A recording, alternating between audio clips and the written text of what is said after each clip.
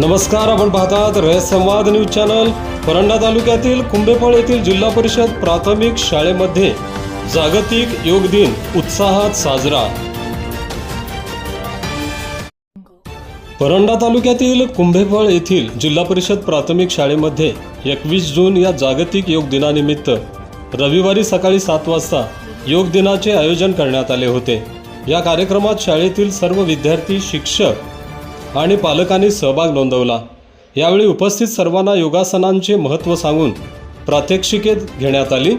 यामध्ये प्रामुख्याने बैठे आसन आणि उभे राहून करायची आसने अशी प्रत्येकी 10 योगासने उपस्थितांकडून करून घेण्यात आली।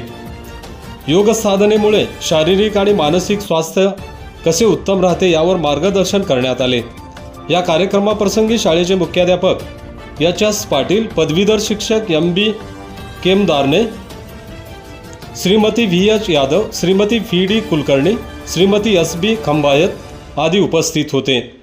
रयत संवादसाठी फारुख शेख, परंडा, धाराशिव। आपल्या परिसरातील बातम्या पाहण्यासाठी रयत संवाद न्यूज चॅनलला सबस्क्राईब करा, शेअर करा, लाईक करा।